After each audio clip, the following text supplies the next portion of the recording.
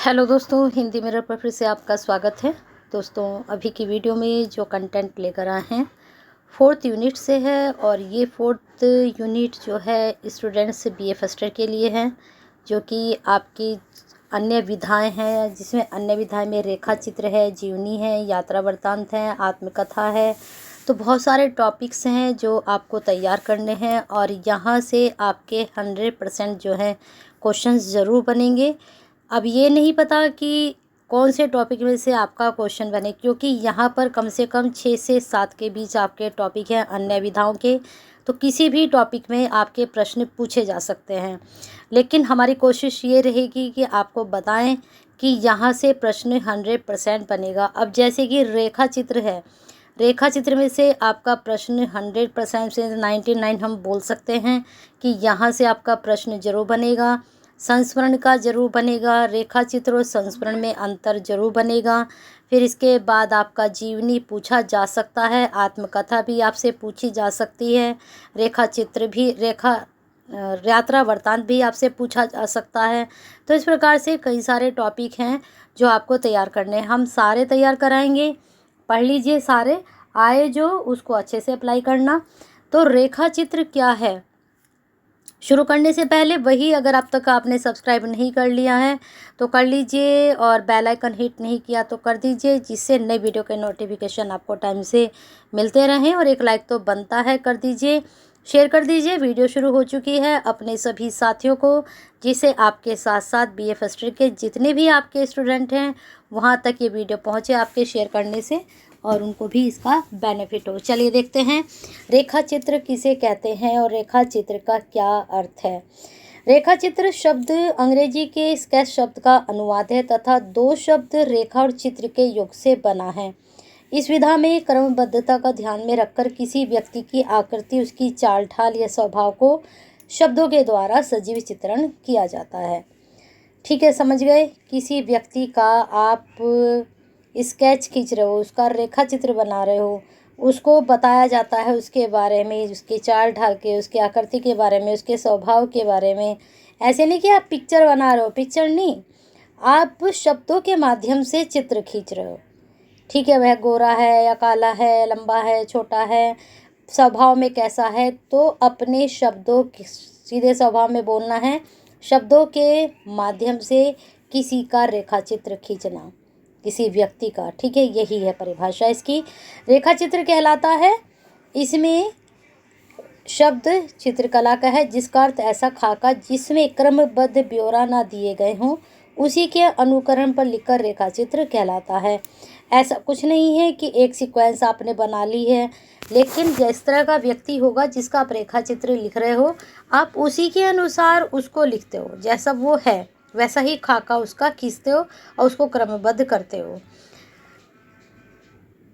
इस प्रकार जो है, थोड़े से शब्दों में किसी व्यक्ति की घटनाएं, स्थान या वस्तु को चित्रित कर देना, कुशल रेखा चित्रकार ही यह काम कर सकता है। यानी कि जब आप किसी व्यक्ति या किसी घटना का या किसी स्थान का रेखा चित्र, ये नहीं कि आप सिर्फ व्यक्ति का ही खींच सकते हो, आपके सामने कोई घटना हुई हो आप उसका भी खींच सकते हो, किसी स्थान का भी रेखा चित्र।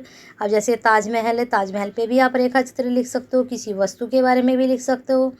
तो वह लिखने का जो आपका तरीका है कम शब्दों में हो और प्रभावी हो, ठीक है, तो वही रेखा चित्र है। रेखा चित्र में लेखक कम से कम शब्दों से क्या करता है, सजीवता भर देने का प्रयास करता है और छोटे छोटे वाक्यों से मर्मस्पर्शी उसको, किस रेखा चित्र को बनाता है। महादेवी वर्मा ने अपने आश्रित सेवकों को ही नहीं, आश्रित सेवक जो उनके यहाँ काम करते थे उनके बारे में भी रेखा चित्र लिखे हैं महादेवी वर्मा जी ने। जो उनके यहाँ नौकर का काम करते थे उनके बारे में भी, आश्रित थे उनके वो, ठीक है। बल्कि पशुओं को भी रेखा चित्र के माध्यम से अमर बना दिया है। उन्होंने जो पशु पाले थे अपने पास, उनका बहुत बड़ा बागीचा था, जहाँ पर वो हर तरह का जो भी सड़क पर उन्हें मिल जाता था, चोट लगी रहती थी, घर पे उठा के ले आती थी, उसकी सेवा करती थी। तो जितने भी पशु पक्षी उनके पास थे, उनके रेखा चित्र भी उन्होंने खींचे हैं, उनके बारे में रेखा चित्र लिखा है। रेखा चित्र गद्य साध्य की, ये तो आपको पता ही है, आधुनिक विधा है ये, इस विधा में लेखक रेखा चित्र के माध्यम से शब्दों का ढांचा तैयार करता है, या ऐसे कह सकते हैं शब्दों के माध्यम से एक ऐसा ढांचा तैयार करता है जिसे रेखा चित्र कहा जाता है। ऐसे भी बोल सकते हैं, वैसे भी बोल सकते हैं, दोनों ही तरीके से आप इसको डेफिनेशन बना सकते हो इसकी। लेखक किसी सत्य घटना की, वस्तु का या व्यक्ति का चित्रात्मक भाषा में वर्णन करता है। इसमें शब्दों चित्रों का प्रयोग आवश्यक है। रेखा चित्रों में महादेव वर्मा, कन्हैयालाल मिश्र, प्रभाकर, बनारसी दास चतुर्वेदी, रामवृक्ष बेनीपुरी, डॉक्टर नगेंद्र विशेष रूप से उल्लेखनीय हैं। आपको जो है महादेव वर्मा के जरूर पता होने चाहिए और रामवृक्ष बेनीपुरी के रेखा चित्र जरूर पता होने चाहिए। वैसे तो सभी ने लिखे हैं, लेकिन जो दो हैं इनके ज़्यादा मेन हैं। अब आज आते हैं रेखा चित्र की क्या परिभाषा है। रेखा चित्र शब्द अंग्रेजी के स्केच शब्द का अनुवाद है तथा दो शब्दों रेखा और चित्र के योग से बना है। ये इसकी आपकी परिभाषा है। चलिए आगे देखिए। इस विधा में क्रमबद्धता का ध्यान रखकर किसी व्यक्ति की आकृति, उसकी चाल ढाल, ये ऊपर आप देख चुके हो परिभाषा। आगे चलते हैं। अब यहाँ पर कुछ रेखा चित्र हैं, उनके लेखक के नाम हैं। इसको मैं स्क्रॉल करती जा रही हूँ, आप देख लीजिए, क्योंकि यहाँ से आपका MCQ प्रश्न बन सकता है।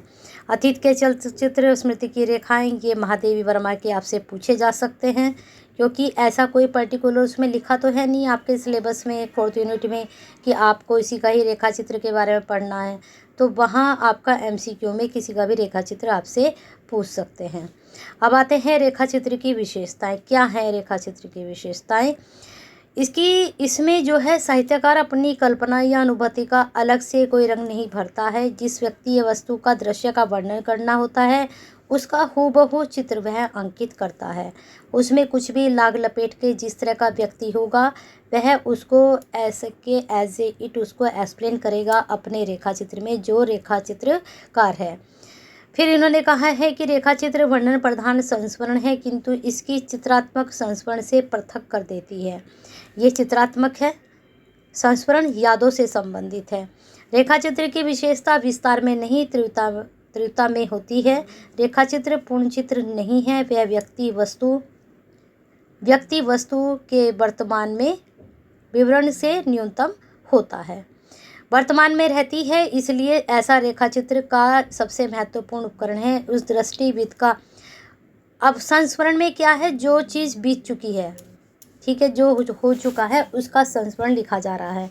रेखा चित्र को क्या कह रहे हैं कि ये जो घटना हम लिखते हैं या घटना के बारे में हम रेखा चित्र लिखते हैं, वस्तु के, व्यक्ति के बारे में, तो वो हम ऑब्जर्व कर रहे हैं उस इंसान को और फिर उसके बारे में हम लिखते जा रहे हैं, तो वो होता है वर्तमान में। तो दोनों का सबसे बड़ा अंतर तो यही हो गया यहाँ पर, ठीक है। आगे देखते हैं। इस दृष्टि से व्यक्तिगत व्यंग चित्र और रेखा चित्र की कलाएं बहुत समान हैं। दोनों में दृष्टि की सूक्ष्मता तथा कम से कम स्थान में अधिक से अधिक अभिव्यक्ति करने की तत्परता दिखाई देती है। यानी कि इसमें कहा गया है कि आप कम से कम शब्दों में बहुत अधिक कह जाते हो, बहुत अधिक अभिव्यक्ति अपनी कर देते हो। किसके माध्यम से? रेखा चित्र के माध्यम से। ये आप देख चुके हो ऊपर, ये हम पढ़ चुके हैं, ये सारा हमने पढ़ लिया है। अब आते हैं संस्मरण। यहाँ पर ये संस्मरण शुरू हो चुका है, थोड़ा ऐसे जूम करना पड़ेगा इसको। हाँ, संस्मरण किसे कहते हैं और अर्थ स्पष्ट कीजिए।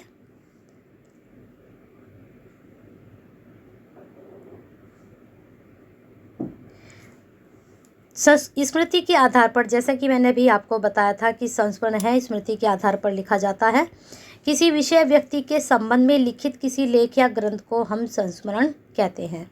संस्मरण लेख अतीत को अनेक स्मृतियों में से एक स्मरणीय अनुभूति को अपनी कल्पना, भावना, व्यक्तित्व की विशेषताओं से अनुरंजित कर प्रभावशाली ढंग से अभिव्यक्त किया जाता है। उसी का वर्णन क्या कहलाता है? संस्मरण कहलाता है।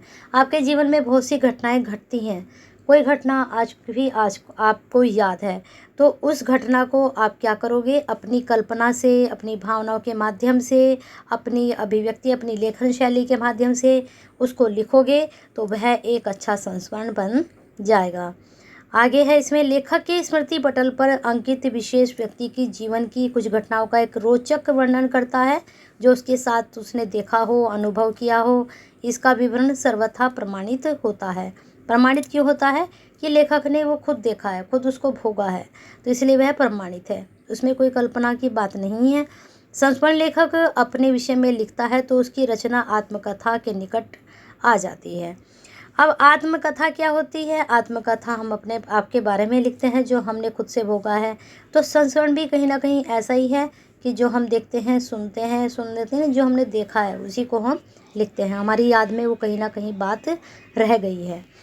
तो उसकी रचना आत्मकथा के निकट होते हैं। जब एक दूसरे के विषय में लिखते हैं तो जीवन की, जीवनी की, अब वो जीवनी जो आपने लिखी है, किसी और के बारे में लिख रहे हो आप जीवनी, आपने किसी के जीवन को, आप किसी के साथ बचपन से जुड़े रहे और अंत तक जुड़े रहे, फिर आपने उसके बारे में पूरा लिखा, तो वह क्या हो गई? वह भी जीवनी हो गई।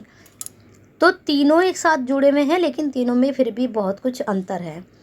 तो इन्होंने कहा है कि जो आपकी व्यक्ति विशेष की जीवन की घटनाओं का रोचक ढंग से प्रस्तुत विवरण ही क्या कहलाता है? संस्मरण कहलाता है। ये तो यहाँ इसलिए क्लियर कर दिया है तीनों को एक साथ, जिससे आप बाद में कंफ्यूज ना हो कि संस्मरण भी ऐसा ही है, जीवनी भी ऐसी है, आत्मकथा भी ऐसी है, क्योंकि तीनों एक साथ रिलेटेड हैं। हाल में रेखा चित्र भी ऐसा ही है, लेकिन रेखा चित्र जो लिखा जाता है वो वर्तमान परिस्थितियों पर लिखा जाता है। ये तीनों आप जो गुजर चुका है उस पर भी आप लिख सकते हो। संस्मरण की परिभाषा यहाँ देख सकते हैं। संस्मरण शब्द स्मृत धातु से संपर्क और प्रत्यय अनह लगाकर संस्मरण शब्द बनाया या बना है। संस्मरण के आधार पर किसी व्यक्ति अथवा किसी व्यक्ति पर लिखित आलेख संस्मरण कहलाता है। तो ये इसकी डेफिनेशन हो गई है। आगे देखते हैं। आगे देखिए, यात्रा साहित्य भी इसके अंतर्गत आता है। संस्मरण को यात्रा साहित्य भी आप अपनी, जब आप कहीं घूमकर आ चुके हो और आपको कोई बहुत अच्छी लगे जगह, तो आप वो संस्मरण में ही होगा ना, आपकी याददाश्त में ही होगा, तो वो भी ऐसे लिखा जाता है। लेकिन ये सब विधाएं अलग हैं, इसने सिर्फ संस्मरण से इनको जोड़ा है।